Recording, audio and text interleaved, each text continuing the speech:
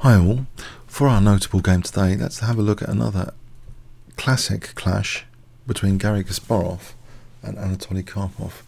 Game 19 of the 1985 match. Kasparov was leading at this point by 1 point. We see him playing with the white pieces d4. Karpov chose the Nimzo-Indian defense, and the usual moves queen c2 and e3 are the most popular, but the third most popular move, according to Livebook, knight f3, was chosen by Kasparov. And quite often black is playing d5, b6 here, c5, but in this game, very interesting stuff already. Just early at move 4, Karpov chooses a rare move indeed, the seventh most popular, only 66 games in Livebook. Knight e4, moving a piece twice in the opening, is thought to be quite often a rule breaker for openings.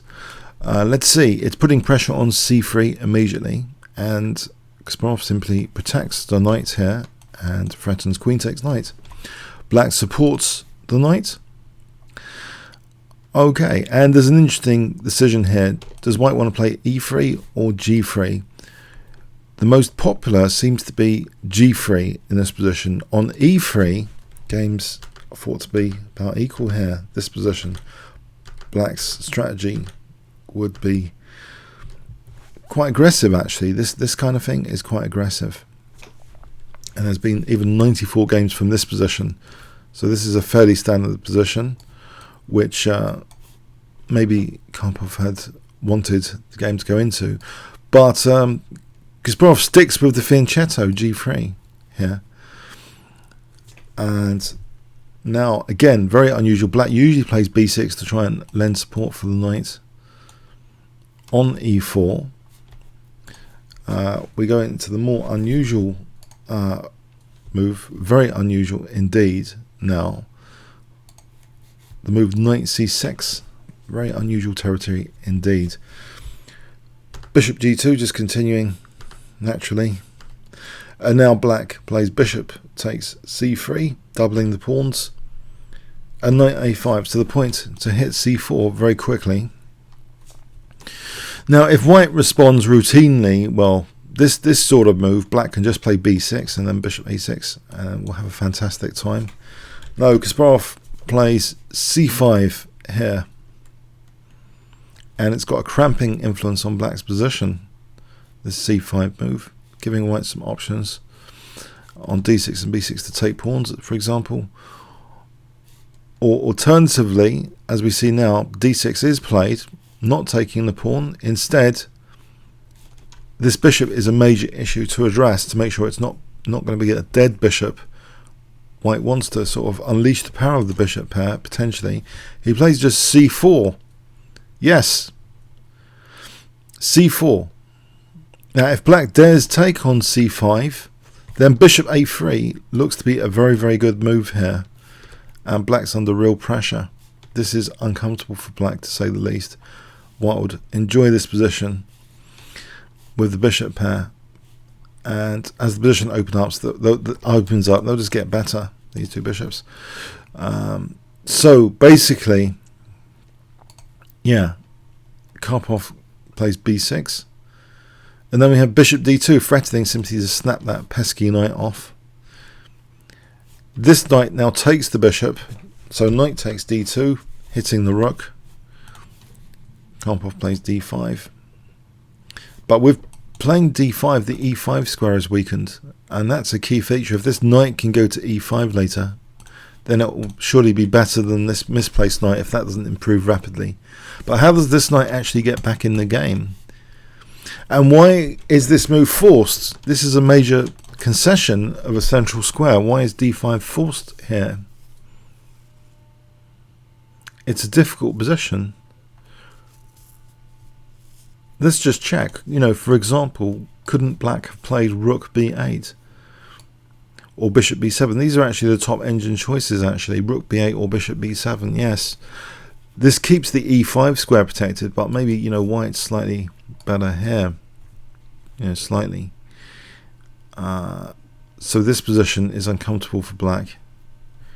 Maybe black has to accept horrible double pawns there. This kind of thing is a small advantage for white though. So anyway, we see this move d5. Yeah, it looks as though e5 is a fantastic square for the knight. So we see c takes d5, e takes d5.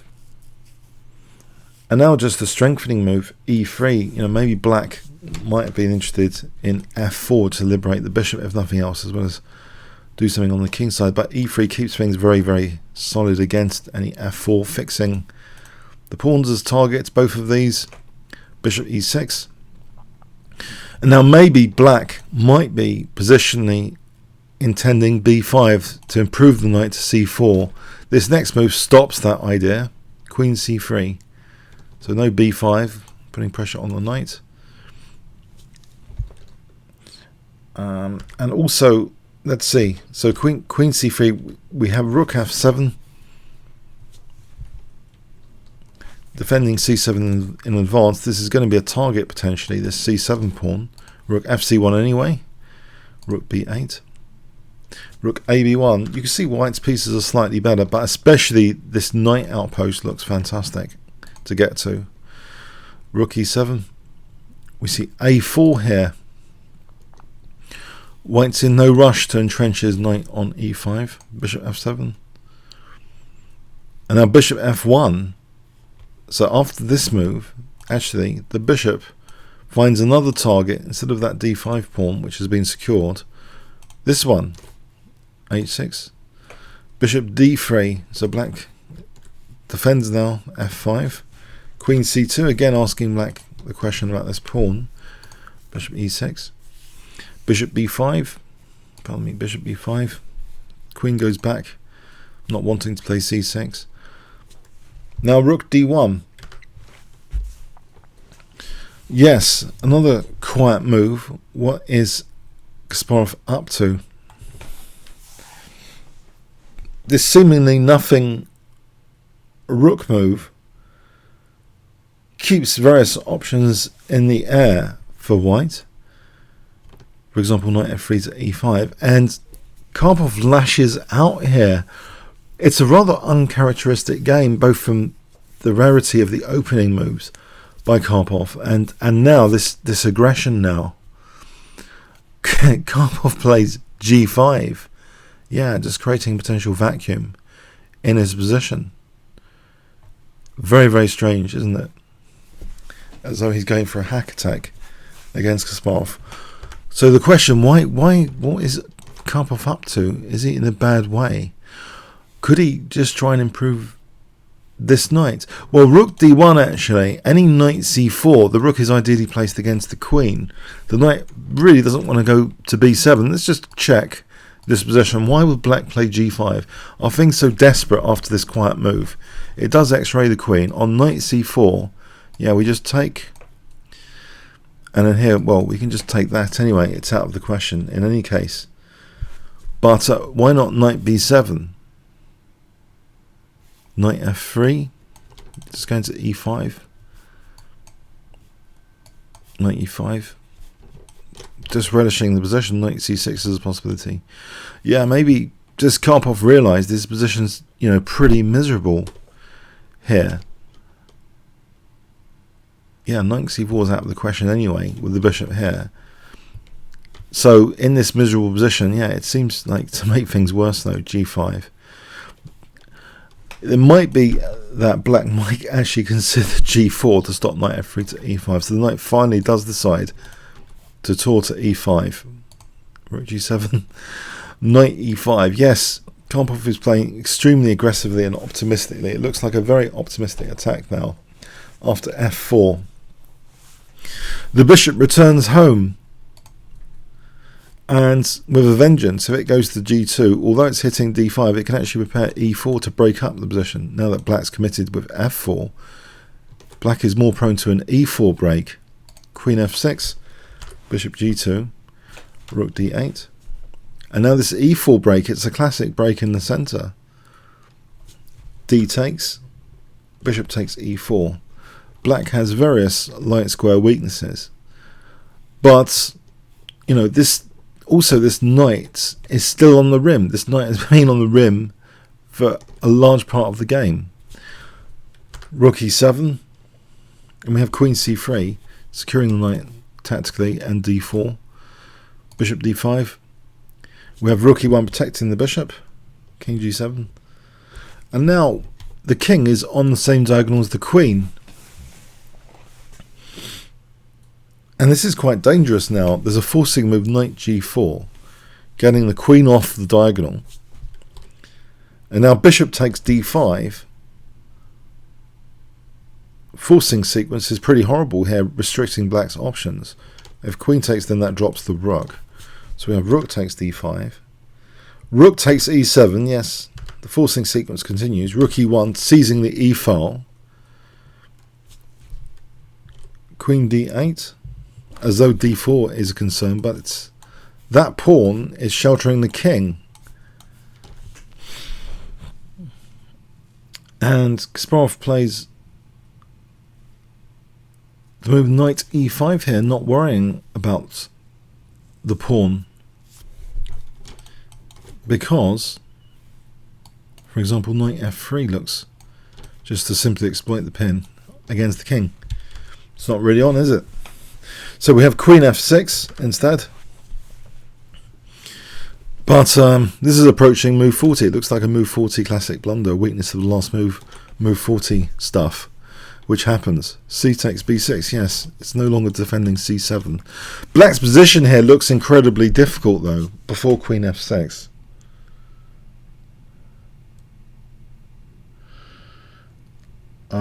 But on the other hand, after c takes, it's not entirely clear that black's losing material, because there is queen takes b6. But now black's king has got a lot of air around it, and there is a way of just getting to the black king here very, very strongly. d4 is not an issue because of that c7 pawn. You know, if the queen takes here, then queen takes c7.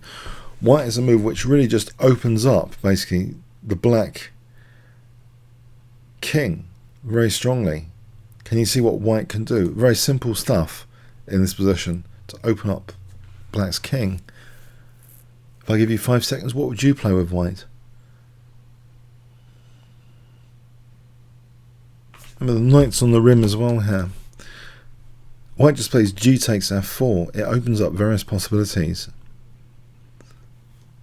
If g takes f4, there's there's queen h3, or even king h1 here. These are very strong ideas just to get to black's king. What is black doing here after queen h3, for example? Let's just see the strength of this attack. If queen takes d4, just being materialistic, it's actually a forced mate in 8. Check. Check. Check. Yeah, everything is just crashing through to that vacuum which was created around black's king.